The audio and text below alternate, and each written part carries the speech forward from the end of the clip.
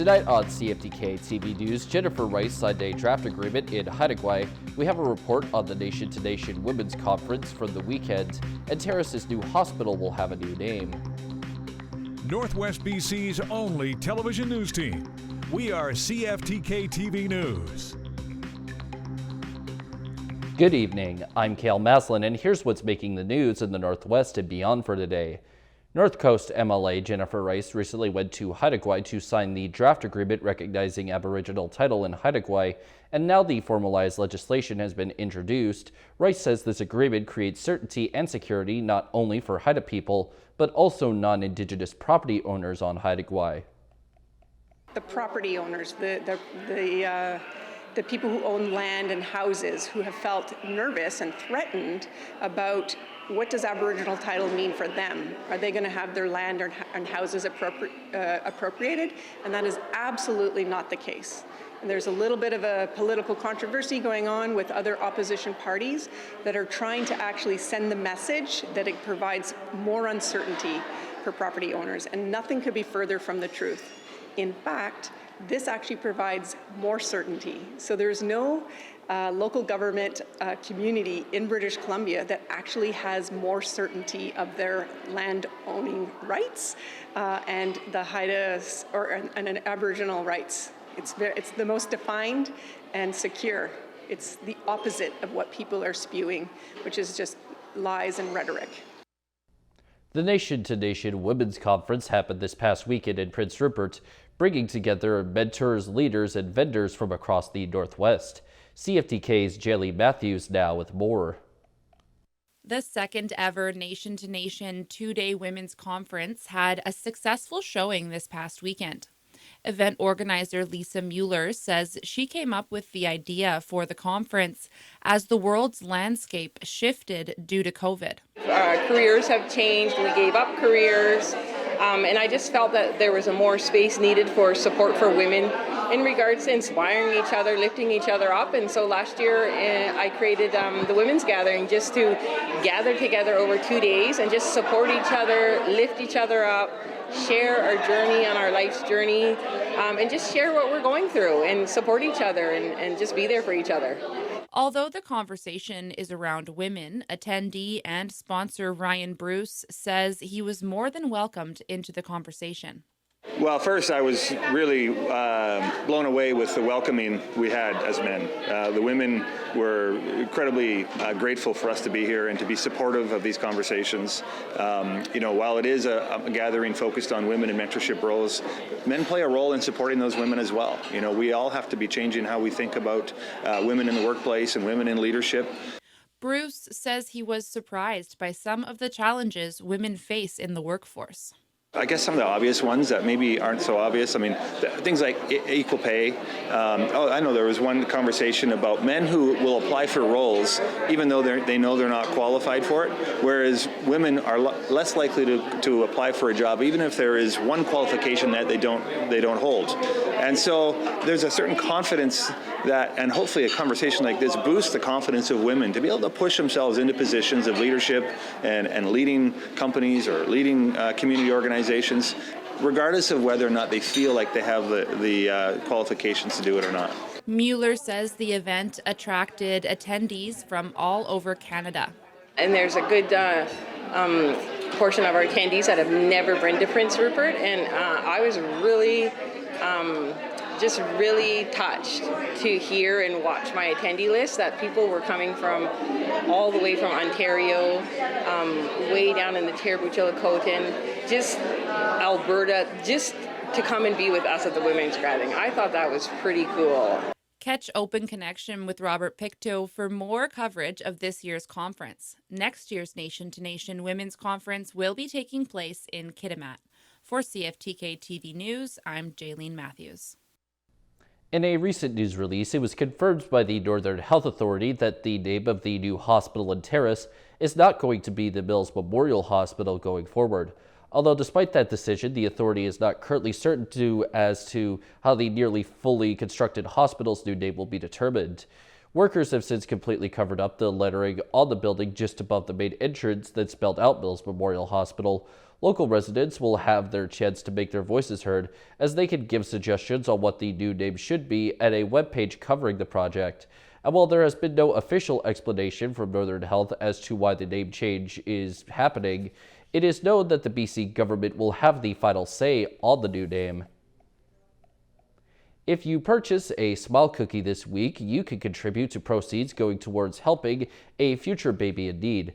As a part of the Dr. R.E.M. Lee Hospital fundraiser, proceeds from all Tim Hortons Smile cookies sold this week will go towards the Closer to Home campaign, which aims to bring a crucially needed neonatal intensive care unit to the new Terrace Hospital.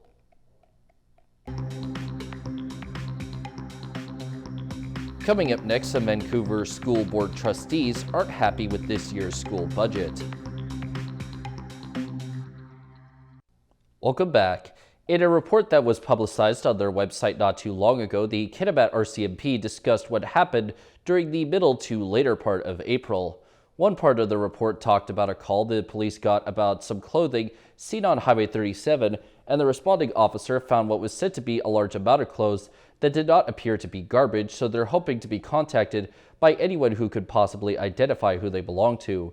And with summer being not too far away now, it was also reported that officers went to check out boats at a local marina, and while 2 of them had no issues, 3 others had problems like expired equipment and improper hull identification numbers.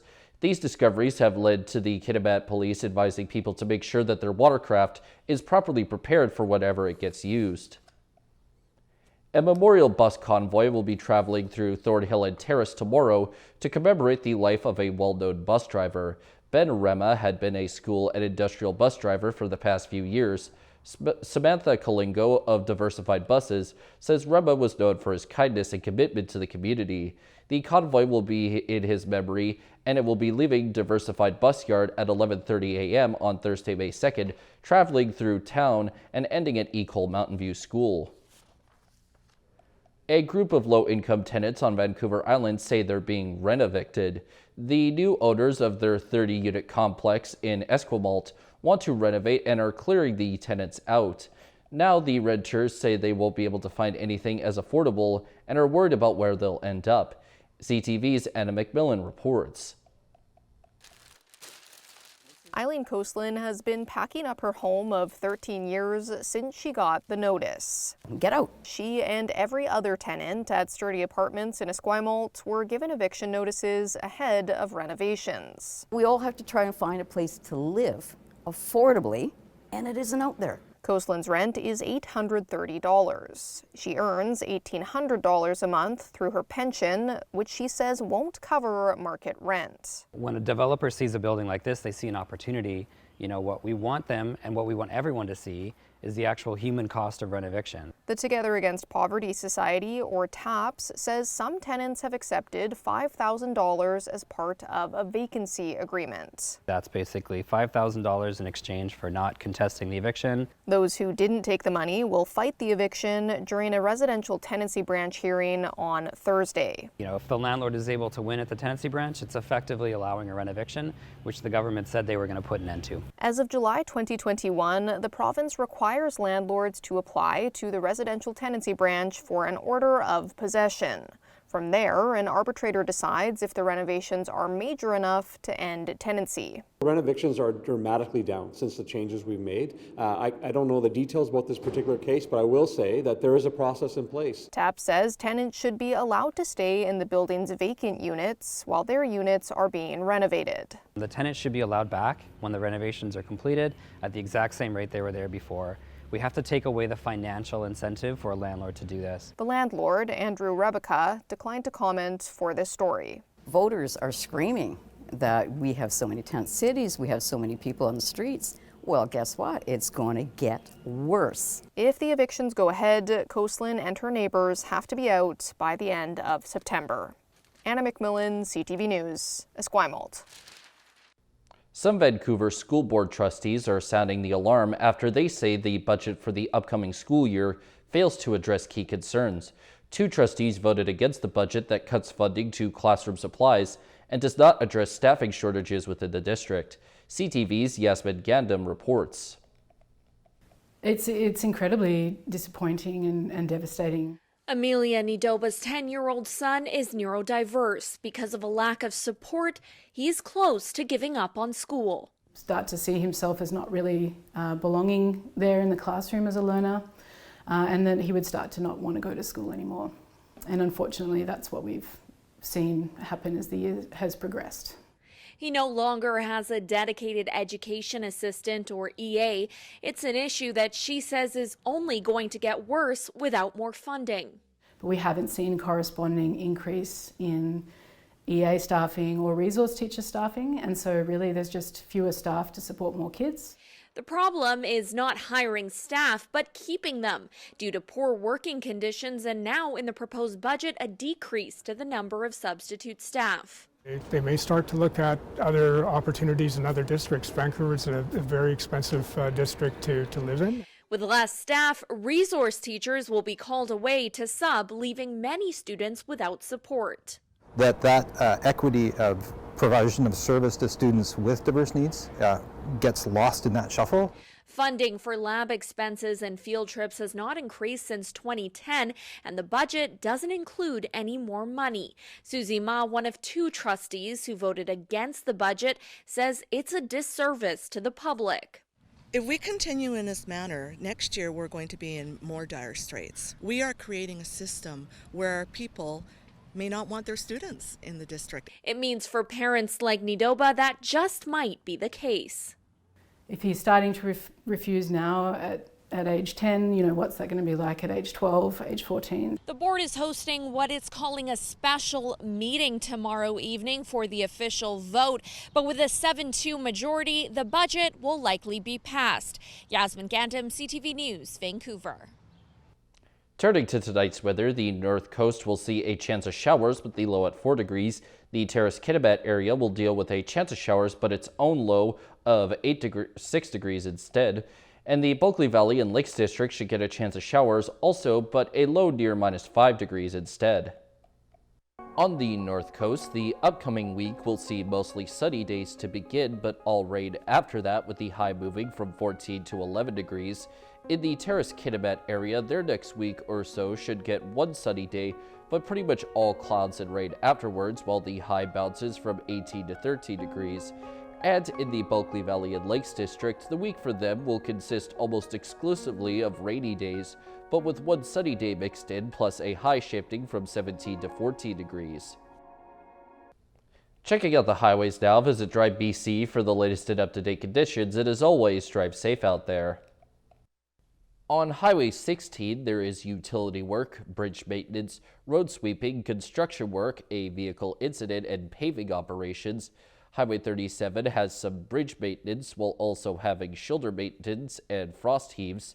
37A has shoulder maintenance too, some road construction work on the Nishka Highway, and the Telegraph Creek Road has muddy sections and frost heaves.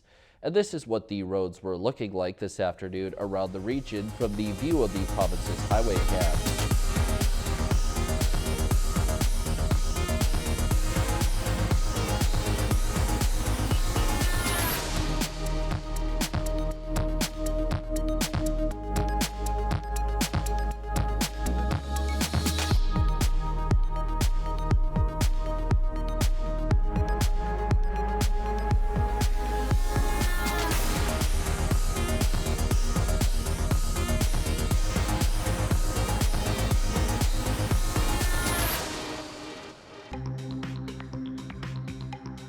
Still to come is a further look at why London Drugs closed down all of their locations. Welcome back. Pro-Palestinian demonstrators stormed a building on the campus of New York's Columbia University overnight. It happened after school leaders began suspending students for not leaving the encampments they've set up on campus. Now in the U.S. and in Canada, some say as these protests in support of Palestinians grow, there is also a rise in anti-Semitism. NBC's Alice Barr reports.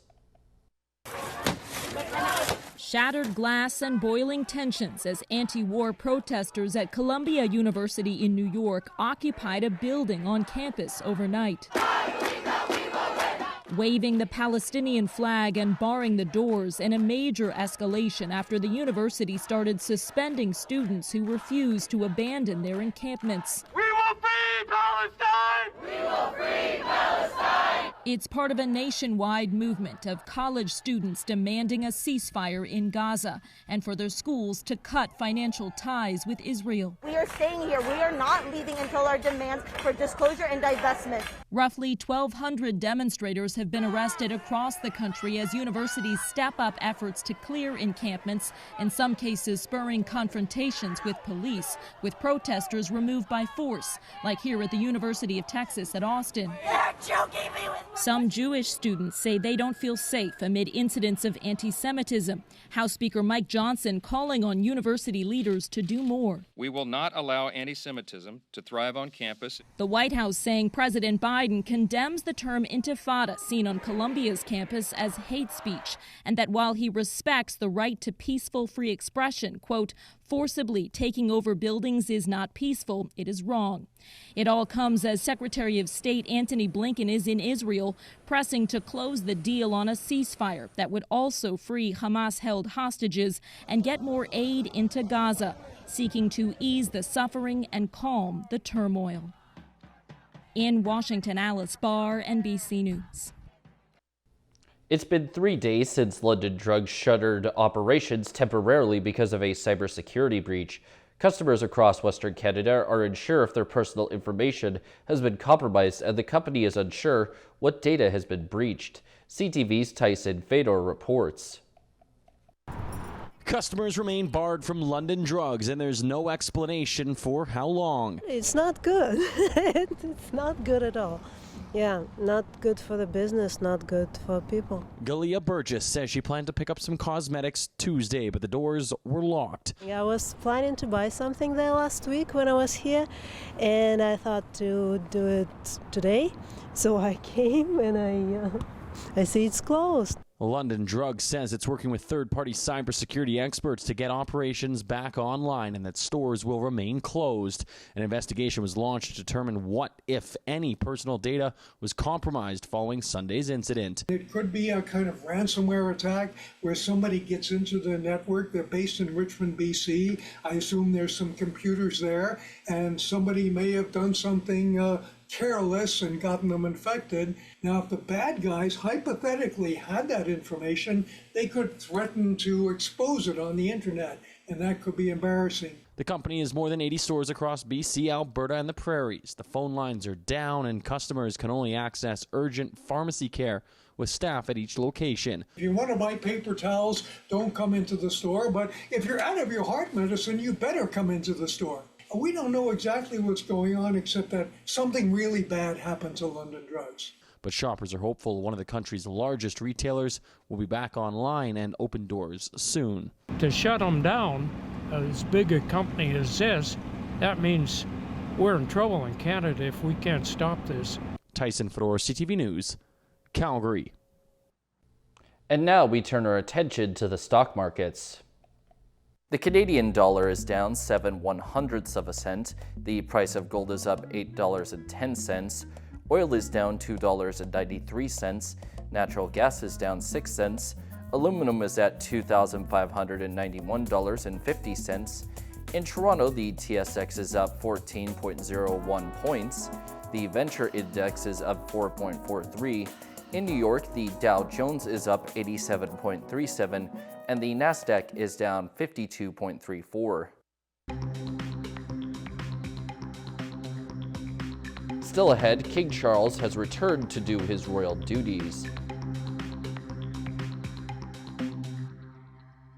Welcome back. King Charles has now returned to his royal duties. As CTV's Sarah Plowman tells us, the King and Queen Camilla met with cancer patients and specialists in an visit aimed at highlighting the importance of early diagnosis.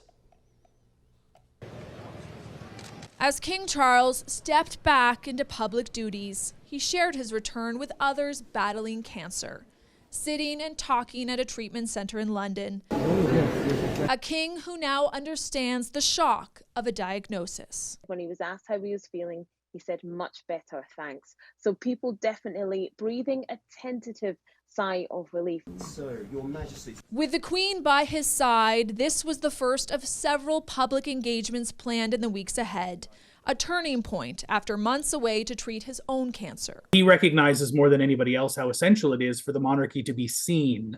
It's not the sort of institution that can continue to thrive in an invisible environment. The King's daughter-in-law, the Princess of Wales, is also dealing with a cancer diagnosis. And I'm now in the early stages of that treatment. The palace hasn't given an update on how she's doing. I think a lot of people, because we are now seeing King Charles III back at work, back to some sort of public duties, are now expecting, well, when will we see the Princess of Wales back out and about? We have no update at the moment. Each handshake, a chance to highlight the importance of early detection. Buckingham Palace says the King and Queen will also host the Emperor and Empress of Japan during a state visit in June. Sarah Plowman, CTV News, Fredericton. BC political leaders are condemning remarks made during a protest in Vancouver where a speaker praised the October 7th attack by Hamas on Israel. The speaker at the rally at the Vancouver Art Gallery recently called the attack that killed about 1,200 people, quote, heroic and brave. Premier David Eby said the comments were completely unacceptable and the most hateful he could imagine. Others condemning the remarks included Vancouver Mayor Ken Sim, BC opposition leader Kevin Falcon, and Liberal MP Tlaib Noor Mohammed. That is all of our news for now. From all of us here at CFTK-TV News, I'm Cale Maslin, and thanks for watching. We'll see you next time.